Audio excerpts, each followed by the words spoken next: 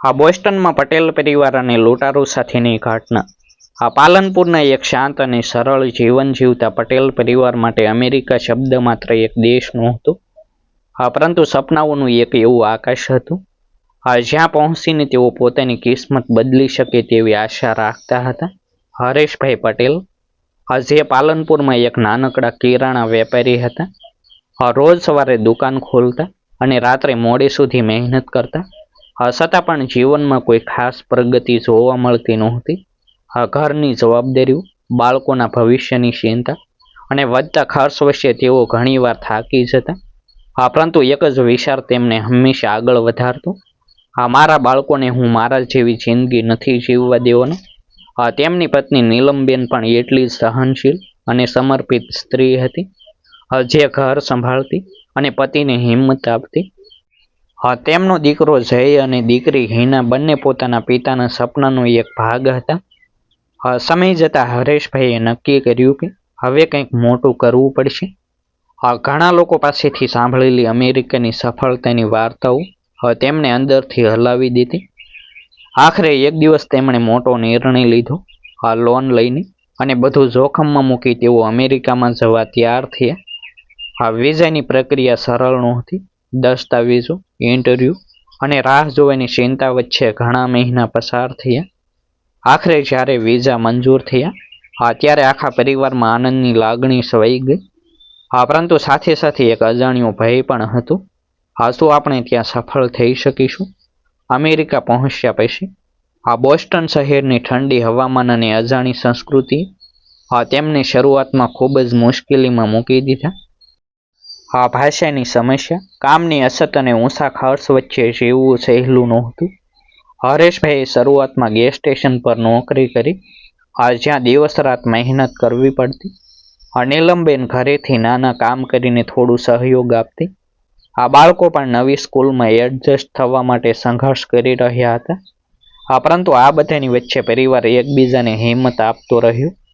કેટલાક વર્ષોની મહેનત અને બચત પછી હરેશભાઈએ પોતાનું નાનું સપનું સાકાર કરવાની હિંમત કરી. બોસ્ટનના એક શાંત વિસ્તારમાં એક નાની ગ્રોસરી સ્ટોર શરૂ કરવાની. દુકાનનું નામ તેમણે જય માતાજી ગ્રોસરી રાખ્યું, જેમાં તેમના વતનની સુગંધ છુપાયેલી હતી. આ દુકાન માત્ર વેપાર નહોતું, પરંતુ તેમની મહેનત, વિશ્વાસ અને આશાનું પ્રતિબિંબ હતું.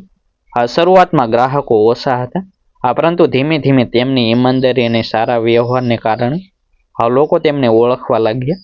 આ દુકાનમાં ભારતના મસાલા, નાસ્તા અને ઘરેલું વસ્તુઓ મળતી હોવાથી ખાસ કરીને ભારતીય સમુદાય માટે આ દુકાન એક ઘર જેવી લાગતી. હરેશભાઈ દરેક ગ્રાહક સાથે સ્મિતથી વાત કરતા, તેમની જરૂરિયાત સમજતા અને ક્યારેક તો ઉધાર પણ આપી દેતા. નીલમબેન કાઉન્ટર સંભાળતી અને બાળકો સ્કૂલ પછી દુકાનમાં મદદ કરતા.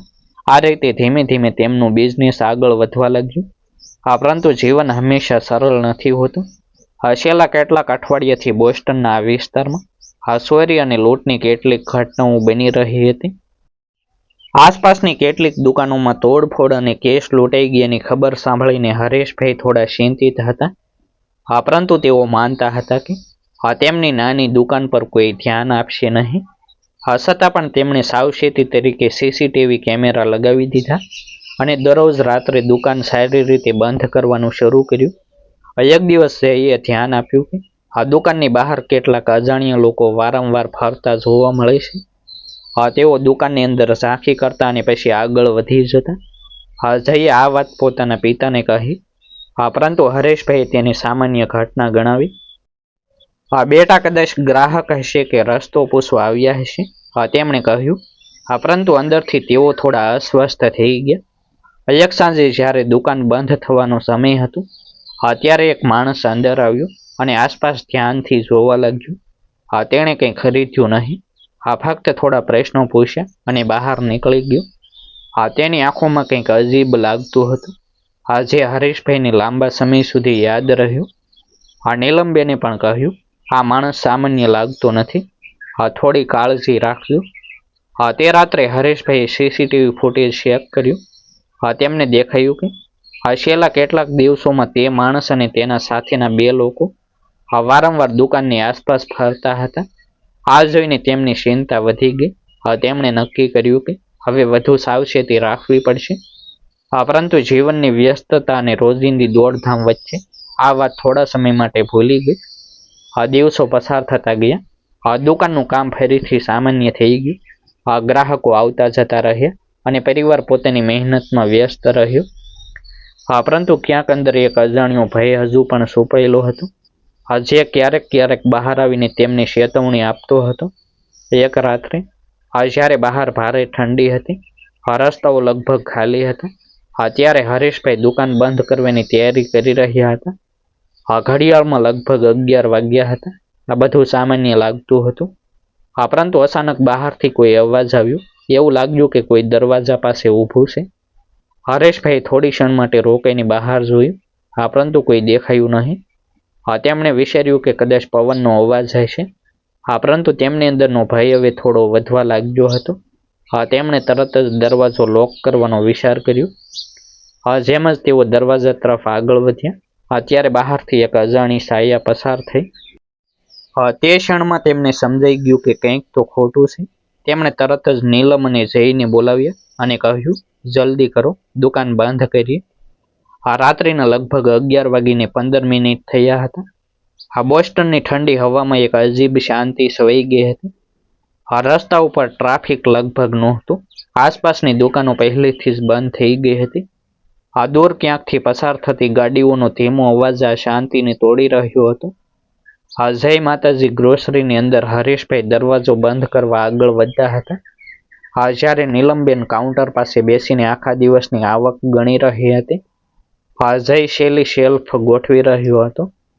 બહારના સ્ટ્રીટ લાઇટનો પીળો પ્રકાશ દુકાનના કાચમાંથી અંદર પડી રહ્યો હતો. એ પ્રકાશમાં હલનચલન કરતી છાયાઓ કંઈક અસ્વસ્થ બનાવતી હતી. હરેશભાઈ એક પળ માટે બહાર નજર કરી. તેમને લાગ્યું કે દુકાનની સામે કોઈ ઊભું છે. પરંતુ તે છબી તરત જ ગાયબ થઈ ગઈ. કદાચ મારો ભ્રમ હશે, તેમણે પોતાને સમજાવ્યું. પરંતુ દિલની ધડકન હવે થોડી તેજ થઈ ગઈ હતી. જેમ જ હરેશભાઈએ દરવાજાનો લોક હાથમાં લીધો, એ ક્ષણે બહારથી જોરદાર ઠોકર પડી. એવો અવાજ કે આખી દુકાન ગૂંજી ઉઠી. નીલમબેનના હાથમાંથી ડોલર લગભગ છૂટી ગયા. જય અચાનક ડરીને પાછો ખસી ગયો. કોણ છે? હરેશભાઈએ ઊંચા અવાજમાં પૂછ્યું. પરંતુ કોઈ જવાબ આવ્યો નહીં. માત્ર બીજી એક જોરદાર ઠોકર, આ વખતે વધુ ભયાનક. હવે વાત સ્પષ્ટ હતી કે આ સામાન્ય ગ્રાહકનો નોક નહોતો. હરેશભાઈએ ઝડપથી દરવાજા તરફ પગલાં લીધા. પરંતુ તેઓ કંઈ સમજે તે પહેલા જ કાચનો દરવાજો એક જોરદાર ઘા સાથે તૂટી ગયો. અંદર 3 લોકો ધસી આવ્યા. તેઓ બધા કાળા કપડામાં હતા. ચહેરા પર માસ્ક પહેરેલા અને હાથમાં હથિયાર. એકના હાથમાં પિસ્તોલ, બીજાના હાથમાં લોખંડની રોડ અને ત્રીજાના હાથમાં ચાકુ. દુકાનની અંદરનો માહોલ એક પળમાં બદલાઈ ગયો. થોડા સમય પહેલા જે જગ્યા સુરક્ષિત લાગતી હતી, હવે ભય અને અસ્થિરતાથી ભરાઈ ગઈ. Don't move. પિસ્તોલ ધરાવતા માણસે શીશ પાડી. તેની આંખોમાં એક એવી ઠંડક હતી કે હરેશભાઈના પગ થંભી ગયા. નીલમબેનનો ચહેરો પીળો પડી ગયો. જય ડરીને પોતાની મમ્મીના પાછળ છુપાઈ ગયો. કેશ ક્યાં છે? બીજાએ જોરથી પૂછ્યું અને કાઉન્ટર તરફ આગળ વધ્યો. હરેશભાઈએ કંઈ બોલવાની કોશિશ કરી, પરંતુ અવાજ ગળામાં અટકી ગયો. ઝડપથી બોલ, નહીં તો ખરાબ થશે. તે માણસે ગન હરેશભાઈ તરફ તાકી દીધી. હરેશભાઈએ ધીમે ધીમે હાથ ઊંચા કર્યા અને કાઉન્ટર તરફ આગળ વધ્યા. તેમના મનમાં હજારો વિચારો દોડી રહ્યા હતા. પરિવારની સુરક્ષા, વર્ષોની મહેનત અને એ એક પળ, જે બધું બદલી શકે. કૃપા કરીને અમને કંઈ ન કરશો. તમારે જે જોઈએ તે લઈ જાઓ, તેમણે કંપતા અવાજમાં કહ્યું. નીલમબેનની આંખોમાંથી આંસુ વહેવા લાગ્યા. તેઓ ભગવાનને યાદ કરતી રહી. જયનો શ્વાસ તેજ થઈ ગયો હતો. તે ડરથી રડી પડવાનો હતો, પરંતુ તેણે પોતાને સંભાળી રાખ્યું. લૂંટારાઓએ કાઉન્ટર પાછળ જોરથી ધક્કો મારીને હરેશભાઈને કેશ ડ્રોવર ખોલવા મજબૂર કર્યા. ડ્રોવર ખુલતા જ કેશના બંડલ દેખાયા. તેઓ ઝડપથી એ બધું એક બેગમાં ભરવા લાગ્યા. ફોન આપો. ત્રીજા માણસે શીશ પાડી. જયના હાથમાંથી મોબાઈલ છીનવી લીધો. કોઈએ પોલીસને કોલ કરવાનો વિચાર પણ કર્યો હતો. તેણે સાકુ લહેરાવતા કહ્યું અને વાત અધૂરી રાખી. પરંતુ એ અધૂરી ધમકી જ પૂરતી હતી. એક લૂંટારાએ દુકાનની અંદર આસપાસ નજર ફેરવી. શેલ્ફ પર રાખેલા માલને લાત મારીને નીચે પાડી દીધા. ચિપ્સના પેકેટ, મસાલાના ડબ્બા અને અન્ય વસ્તુઓ જમીન પર ફેલાઈ ગઈ. ગ્લાસની એક શેલ્ફ તૂટી ગઈ. અવાજથી આખું વાતાવરણ વધુ ભયાનક બની ગયું. ઝડપથી કર, કોઈ આવી શકે છે, પિસ્તોલવાળાએ કહ્યું. તેઓ બધું ઝડપથી સમેટવા માંગતા હતા. પરંતુ સાથે સાથે દુકાનને તોડફોડ કરીને એક અફરાતફરીનું દ્રશ્ય પણ બનાવી રહ્યા હતા. આ બધાની વચ્ચે હરેશભાઈનું ધ્યાન એક પળ માટે સીસીટીવી કેમેરા તરફ ગયું. તેમને યાદ આવ્યું કે આ બધું રેકોર્ડ થઈ રહ્યું છે. કદાચ આ જ એક આશા હતી કે પછી પોલીસ કંઈ કરી શકે. પરંતુ એ જ સમયે એક લૂંટારાએ પણ કેમેરા તરફ નજર કરી. કેમેરા, તેણે બૂમ પાડી અને તરત જ લોખંડની રોથી તેને મારવાનો પ્રયાસ કર્યો. કેમેરો થોડો ઝૂકી ગયો, પરંતુ સંપૂર્ણ બંધ થયું નહોતું. એ પળમાં બધું ધીમું લાગતું હતું. ડર, અવાજ અને શ્વાસ, આ બધું એકસાથે ગૂંથાઈ ગયું હતું. નીલમબેન હવે રોકાઈ શકી નહીં. તે ધીમે ધીમે રડવા લાગી. ભગવાન, અમને બચાવો. તેમના હોઠ પરથી નીકળતા પ્રાર્થનાના શબ્દો આ તણાવભર્યા માહોલમાં એક અજીબ વિરોધાભાસ પેદા કરતા હતા. જયે તેમની મમ્મીનો હાથ મજબૂત રીતે પકડી રાખ્યો. જાણે તે એમ કહી રહ્યો હોય કે હું અહીં છું. પરંતુ તેની પોતાની અંદરનો ડર સ્પષ્ટ દેખાતો હતો. હરેશભાઈને પોતાની બેકસૂરીની લાચારપણું ભારે લાગતું હતું. તેમને લાગ્યું કે તેઓ કંઈ કરી શકતા નથી, માત્ર જોઈ રહ્યા છે. કેવી રીતે તેમની મહેનત એક પળમાં લૂંટાઈ રહી છે. કેશ બેગમાં ભરાઈ ગયા પછી પણ લૂંટારાઓ રોકાયા નહીં. તેમણે સિગરેટ, કેટલીક મોંઘી વસ્તુઓ અને કાઉન્ટર નીચે રાખેલી બીજી કેશ બોક્સ પણ લઈ લીધી. બસ હવે ચાલો, એકે કહ્યું. તેઓ બહાર નીકળવા માટે વળ્યા. પરંતુ જતા જતા પિસ્તોલવાળાએ ફરીથી પાછળ વળી અને એક ચેતવણી આપી. પોલીસને બોલાવશો તો પરિણામ ખરાબ આવશે. તેની આંખોમાં ફરીથી એ જ ઠંડક હતી. એક એવી ઠંડક જે માણસને અંદરથી હસમસાવી દે અને પછી જેમ તેઓ આવ્યા હતા તેમ જ અચાનક ગાયબ થઈ ગયા. દરવાજો તૂટેલો, શેલ્ફ ઉથલ પાથલ અને દુકાનમાં એક ભયાનક શાંતિ છવાઈ ગઈ. થોડા સેકન્ડ માટે કોઈ બોલ્યું નહીં. માત્ર ઘડિયાળની ટીક ટીક અને ત્રણેયના ભારે શ્વાસનો અવાજ સંભળાતો હતો.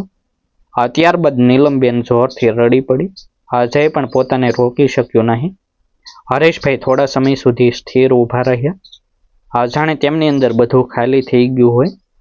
થોડી ક્ષણો પછી તેમણે હિંમત ભેગી કરી અને તૂટેલા ફોનમાંથી 911 ડાયલ કરવાનો પ્રયાસ કર્યો.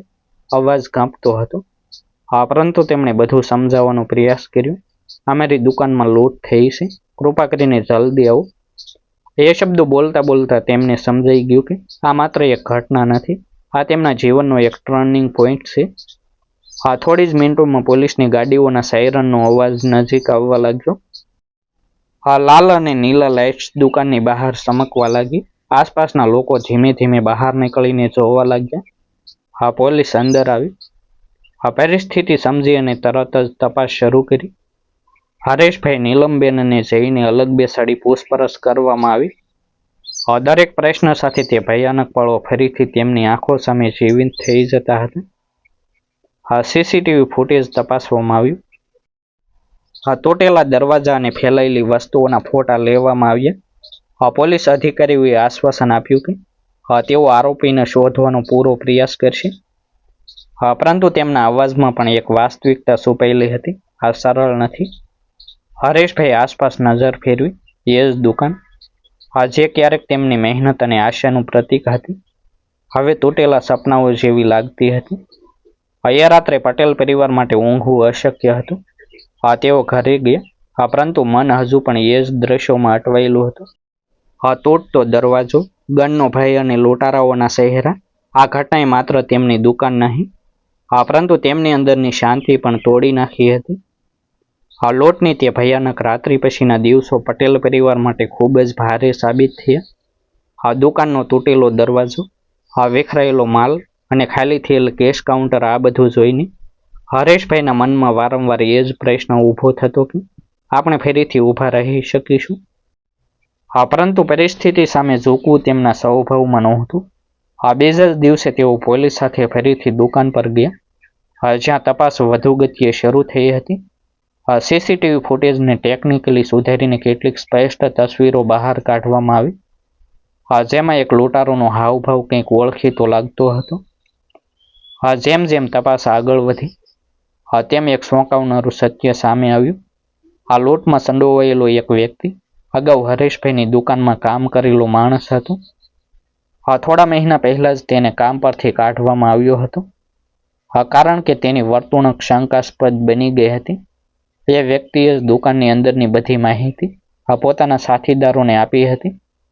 કેસ ક્યારે વધારે રહે છે, સીસીટીવી ક્યાં છે અને દુકાન ક્યારે બંધ થઈ છે. આ ખુલાસો સાંભળીને હરેશભાઈને એક ક્ષણ માટે વિશ્વાસ જ નહોતો આવ્યો. જેને આપણે પોતાના પરિવાર જેવો માન્યો એ જ આવી રીતે દગો આપશે. તેમના દિલમાં દુઃખ અને ગુસ્સો બંને એકસાથે ઉઠ્યા. પોલીસે ઝડપથી કાર્યવાહી શરૂ કરી. થોડા દિવસોમાં જ ત્રણેય આરોપીઓને પકડી લીધા. એક નાનકડા સ્ટેજ પછી તેમને કસ્ટડીમાં લેવામાં આવ્યા. તેમના પાસેથી થોડો કેશ અને દુકાનમાંથી લૂંટાયેલો સામાન પણ મળી આવ્યો. આ સમાચાર સાંભળીને પટેલ પરિવારને થોડી રાહત મળી. પરંતુ જે માનસિક આઘાત તેઓએ સહન કર્યો હતો તે સહેલાથી ભૂલાઈ શકે એવો નહોતો. આ ઘટનાની ખબર બોસ્ટનમાં રહેતા ગુજરાતી સમાજ સુધી પહોંચી. બધા લોકો પટેલ પરિવારની મદદ માટે આગળ આવ્યા. કોઈ આર્થિક મદદ કરી, તો કોઈ દુકાન ફરીથી ગોઠવવામાં સહાય આપી. થોડા જ અઠવાડિયામાં જય માતાજી ગ્રોસરી ફરીથી ઊભી થઈ, વધુ મજબૂત ઈરાદા સાથે. હરેશભાઈ દુકાનનો નવો દરવાજો લગાવ્યો, વધુ સિક્યુરિટી સિસ્ટમ સ્થાપિત કરી, એક નવો વિશ્વાસ પોતાના અંદર ઊભો કર્યો. એક સાંજે જ્યારે દુકાનમાં ફરીથી ગ્રાહકો આવી રહ્યા હતા, હરેશભાઈએ કાઉન્ટર પાછળ ઊભા રહીને એક ઊંડો શ્વાસ લીધો. તેમણે નીલમબેન અને બાળકો તરફ જોયું. તેમના ચહેરા પર ફરીથી આશા દેખાઈ રહી હતી. આપણે ઘણું ગુમાવ્યું, પણ હિંમત નહીં, તેમણે ધીમેથી કહ્યું. આખી ઘટનાએ તેમને એક મોટો પાઠ શીખવ્યો. વિદેશમાં સફળતા મળે છે, પરંતુ સાવચેતી અને એકતા એટલી જ જરૂરી છે. જીવનમાં મુશ્કેલીઓ આવશે, પરંતુ જો હિંમત અને પરિવારનો સાથ હોય તો કોઈ પણ પરિસ્થિતિને હરાવી શકાય છે. પટેલ પરિવારની આ કહાની માત્ર લૂંટની ઘટના નથી, પરંતુ સંઘર્ષ, દગો અને ફરીથી ઊભા થવાની શક્તિની એક જીવંત સાબિતી છે. ડિસ્ક્લેમર: આ સ્ટોરી વિવિધ ન્યૂઝ રિપોર્ટ્સ અને સોશિયલ મીડિયા પર ઉપલબ્ધ માહિતી પરથી પ્રેરિત છે. રજૂઆતને વધુ અસરકારક બનાવવા માટે તેમાં નાટ્યાત્મક ફેરફારો કરવામાં આવ્યા છે. સ્ટોરીમાં દર્શાવેલા પાત્રો અને સ્થળોના નામ સંપૂર્ણપણે કાલ્પનિક છે. કોઈ પણ જીવિત કે મૃત વ્યક્તિ અથવા વાસ્તવિક સ્થળ સાથે મેળ માત્ર સંયોગ ગણવું. આભાર. ફરી મળીશું એક નવી સ્ટોરી સાથે. જય હિન્દ, જય ભારત.